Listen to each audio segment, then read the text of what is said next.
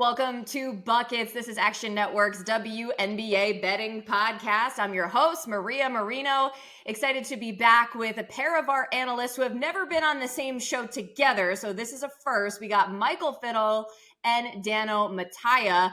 Of course, this is our Game 3 preview. The finals are all tied up, one game apiece. Series shifts to Minnesota. Let's start by getting each of your best bets. Fiddle, what do you like? Think it's still a Liberty spot on the road. Liberty -2.5. Dano? Well, I love Michael and his pick. And then I'm going to go over 40.5 for the first quarter. Fantastic. Okay, so this is really, really interesting to me because I guess people have been a little bit confused now about which side to take given what happened in game one and just given the regular season series between these two teams, which I think there was a lot of noise around that in the first place. So I really want to get into, Dano, we'll start with you. Like, why are you confident in the Liberty in this game 3 position? I mean, if we go back to game one, it could have been, absolutely crippling, but I love the way the Liberty responded. And if we look at, that game, I mean, it should be 2-0. So many things had to go wrong for them to blow that game. And you look at the total numbers, it's been 85 minutes of gameplay, and the Libs have led for all but 3 minutes and 14 seconds. I think they've been the better team. They've just had a lot of lapses and, areas where they're playing not to lose. So I love them in this spot. I think granted, had they won game one, who knows what happens in game two. But I love them in this spot. I think they're confident and they're hungry. They still know that they let game one get away. And I think the sense of urgency is already there. Well, that's for damn sure. You could tell. You could certainly tell after game one, heading into game two, they were forcing the issue. Okay, so Fiddle, you also like Liberty -2.5, but why don't you explain your reasoning? Mine was more a numbers approach, kind of the way I always approach the board. To Dano's point, the Liberty have always responded really well. We saw it happen in the semifinals when they got punched in the mouth by the Aces in game 3 and then responded really well in game 4. So I think that this is like a veteran team that you could trust on the road. And especially when the prices came out, it was a clear mispricing of home court advantage because in the playoffs, in a basketball scenario, the first time you travel on the road should be worth 8 points of line movement. And we saw that in the semifinals because in the first round of the W this season, they were all sweeps in the favorite. They all went 2-0. They now changed the rule where we'll be talking about first round road trips next year, but not this year. We're going to do it in the semifinals when the Liberty went to the Aces, the Minnesota Lynx went back to Connecticut, and those were the first travel spots of the season. The line shifted like 6.5 or 7 points, and both home teams took steam to get to that 8. However, when you go through the playoffs, and now you've done the travel a few times, now you've been on the road environment in a hostile crowd, now you've done the away locker room and anything else that goes along with it in a playoff environment, and it should start to come down. So now when we saw the Liberty closed at -7.5 for game 2. This has been so clear in the line movement the whole time that the Sharps are hammering the Liberty side. You could go back to some of the regular season games and throw them in the trash because Lainey Hamilton was out with a knee injury. Breanna Stewart was a DNP rest. So some of those spots you can't really wait. And so now it's just like, hey, the Liberty are way higher power rated. The game one was an anomaly. We're going to ride them through and through. And you see this line moves to +1. Now, the Liberty, the 8.5 points, it shouldn't have been that. It takes steams to where it should be. It should be around 2.5 or 3. I still like the Liberty 2.5. There is a loud amount of sharp action on this game. Dano, as you can tell, this is why it's a unique perspective to have Fiddle on because he, is constantly looking at just how the numbers are shifting. And like, I never thought about that in terms of comparing the lines moving from home to road this series versus the last round, and in both examples with Minnesota and New York in their like respective semifinal series. But I'm curious if you have any like response or anything to add to that, Dano. No, I mean it makes sense. I think you're also seeing. I mean, this probably goes away from it, but the fact that Liberty experienced almost like second heartbreak. You know, you lose that series to the Aces at home in a game you should have won, and then you know lose another one that you should have won. I think it's like, you know, they've been knocked in the face. It's time to go. Uh, I'm sure the Lynx crowd will be crazy, and I'm not saying this. You know, I expect Liberty to lead wire to wire and take this one, but uh, I think they are the better team. They've shown that throughout the series. Fair. And they've also been an excellent road team this season. What would you say to people that would look at game 2 and say, well, the Liberty kind of like escaped, if you will, because it got tight again. I think they got within 2 in the fourth quarter. To me, like the difference down the stretch was everything. I mean, to close on a 14-2 run, that kind of gives you your answer. But I still just think there's some like doubters out there. Daniel, what would you say to them? I think we're finding answers as it goes along. I mean, there's some things you can't account for, like Courtney Williams. She just straight up took over a game. I mean, Yeah. just one of those zones like we've seen Luca do in the NBA. It's seen Chelsea Gray do it last year in the playoffs. There's some stuff that you can't control. I think the turnovers were cut down quite a bit.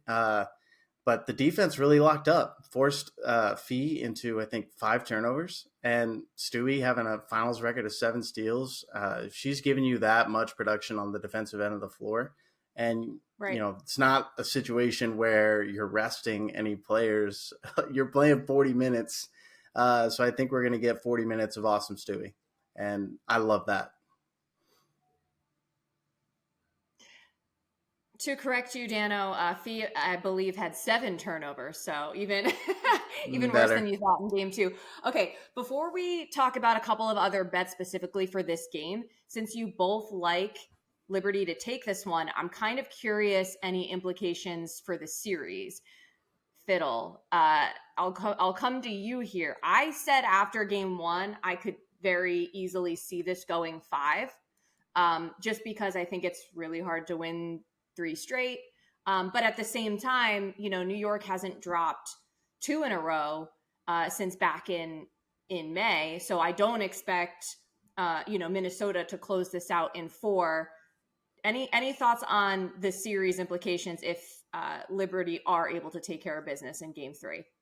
I think it's an obvious still Liberty series spot. Again, the power ratings are still just so drastically different from these two teams. We're getting the Liberty favored by 3, taking steam on the road in a good Minnesota building. We go back to even preseason priors when they were like projected to be the 6th through 8th rated team in the WNBA. We still have to remember that stuff. They've overperformed all year. They're going to have some of these variant spots like the end of game 1 because they shoot the 3 so well and they could get onto these prolific stretches. But ultimately, like as a gambler, I mark game 1 as a Liberty cover. Now I had a ticket on it, which is a loss, and I lost money. But you have to weed out the anomalies in some of these sports and spots. So that was an absolute anomaly of a 0.5% chance to happen. The Liberty were up 12 with 4 minutes left. They basically covered the 5 in my book, but they ended up losing outright. Absolutely crazy and chaotic. That only gives the sense of urgency to be there in game 3. However, looking at the pricing of it, I'd rather just play it game to game. I'd rather just bring home my money on Wednesday on a game 3 if that's my angle. If you're going to play Liberty in the series and they end up losing game 3, then you're in a tough spot in that ticket. Like the extra insurance, kind of not really worth it, still being on the road. And then if you play it game to game, you also get more information. Does anyone get injured in game 3? Where does the market reopen for game 4? What's taking steam? Do I just want to skip game 4 altogether if that's my thought and then come back on the Liberty in game 5? So for these reasons, when a series like is 1-1 in the WNBA finals, I'm only looking at game to game and just avoiding series prices. Fair enough. Okay, one more follow-up for you, Dano. Do you think New York can win 3 straight? I'm obviously biased, but I really think it goes 5. I mean, I think the Lynx are like too well coached to drop 3 in a row here. So I think there's going to be one game where the Lynx like really flex. I mean, Vegas did it on the Libs in Game 3 when they were down 2-0. I could see the Lynx in Game 4 with their backs against the wall. Really winning a game by double digits, like one of those spots where they just got it. Yeah, flexing on them. Okay, all right. I'm glad that you said that because I just want to point out I don't hate a Liberty to win 3-2 at plus 180 right now. If you listen to our last episode, Brian Fonseca talked about, we both talked about the series potentially going 5, liking Liberty to win in 5, and obviously the prices were better at that time. So hopefully you were listening. Also, another shout out to Fonseca because he won both Liberty first quarter and first half in the last game against the spread, which brings me to, let's take it back here to Game 3 specific. So Dano, you like the first quarter over 40.5. Give me your logic there. It's cashed every single Libs playoff game. So we're looking at 8-0 right now against the spread, on the over. And that's enough for me. I think Minnesota's going to come out firing. And Libs have been the best offensive first quarter team this entire season into the playoffs. So I love the first quarter over. And I think 40.5 is too low. Both game 1 and 2 got to 50. So feel good about it here. And, I don't know if the refs have played an impact, but I just got that weird feeling that refs are going to matter tomorrow. So, wouldn't mind seeing some first quarter free throws as well. But yeah, I love the first quarter over. Fiddle, I want to ask your opinion on something. I'm not sure if this is something, I don't know, that you normally pay attention to, but when you see like a trend like that, like something is hit 8 in a row, does that just entice you to be like, just, play it until it doesn't work anymore? Or does it give you a little bit of caution? I usually say to those things, like, there are some trends that I find valuable and some trends that I find like a waste of time. If Dano was going to say so-and-so player has scored, over 13 points in 7 out of their last 10, so take the over 12.5. That doesn't really sit well with me. But when you look at team situational spots, those are way more reliable. I personally have been staying away from the total in this series because as someone who just looks at where numbers are moving and where things are going, it has been 160.5 for all of Game 2. It was been 160.5 for all the moments that it's been up for Game 3. So there's really been no indication. So I've been wanting to go under, but I actually have been saying, well, you can't play the under pregame because of the way these first quarters are going. So what the trend has actually done, Maria, has gotten me away from the position that I actually want to bet, because if this is another first quarter over spot, then let me just wait until the second quarter and maybe get under 166.5, because we had 52 points scored in Game 2's first quarter. We had 51 points in Game 1's first quarter. So if it's 40.5, if the total's 160.5 and you end up getting, 12 points over expectation, let's cut that in half. Let's say we have 6 points over expectation. You're looking at a live total of 165.5, and you could just play the under later. So I'll wait because I know I'm going to be watching. So I'll just wait it out. Wow. I'm so glad I asked you that because that's brilliant. And just looking at the last game, obviously, look, Minnesota had their lowest overall scoring output in their 9 playoff games, which took this total under 162.5. The game before that, we went over the total of 160.5. Obviously, we went into overtime.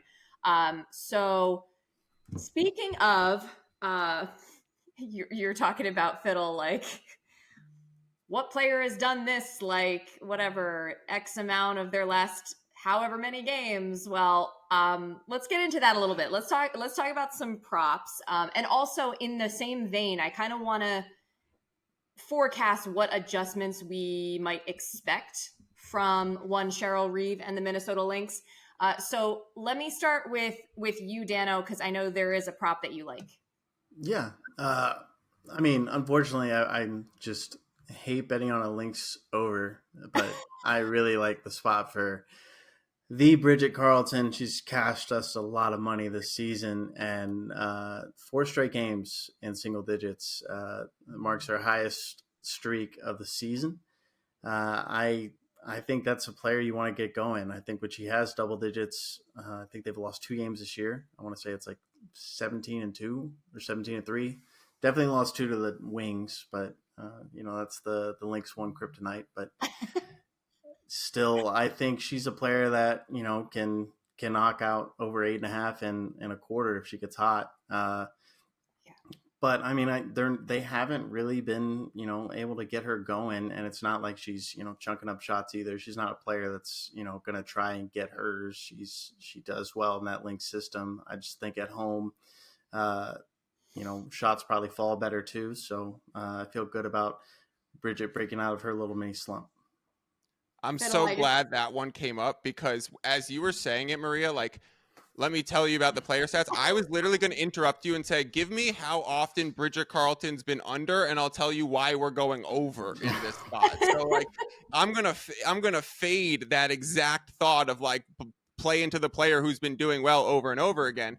Bridget Carlton has been the textbook example of a little scared to shoot on the road, right? She is passing up shots that she should be taking.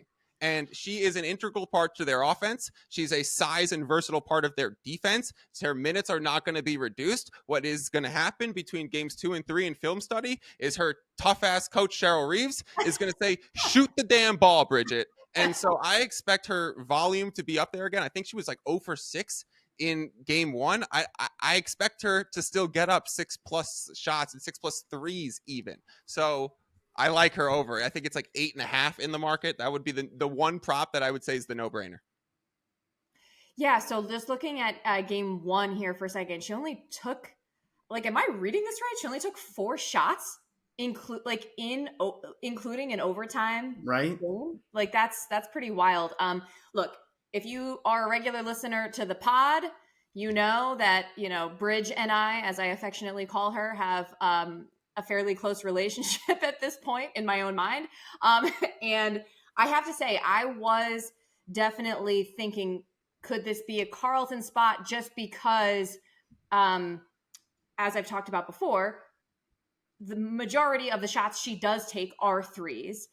So it just gives a better chance of this low number, hitting. And also, we do know that in the season series, the times that Minnesota was victorious over New York, they shot like crazy percentages from 3. And also in the last game, Minnesota only shot 30% from 3. So looking for that adjustment for sure. And I was a little nervous just because of the inconsistency of Carlton, but I might get on board with you on this, Dano. I have a prop that I talked about on Green Dot Daily as well.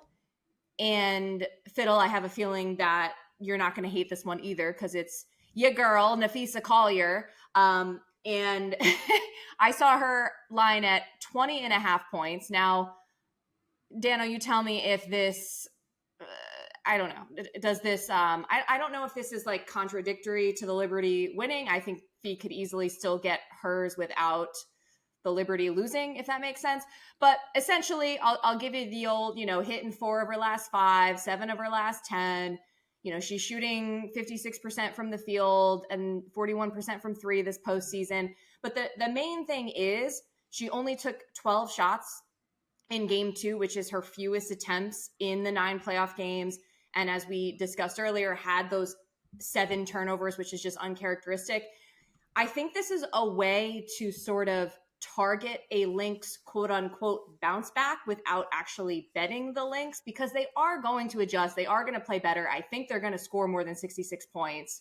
And I think that Reeve, she's talked about this throughout the playoffs, particularly against Connecticut, after Fee kind of struggled early in that series. She was like, we need to get our best player more shots. I think she's going to look at that box score from game 2 and be like, all right, we need to get her more involved. And plus, from a personal perspective and seeing Fee and like just how relentless she is, I think she's going to be more aggressive.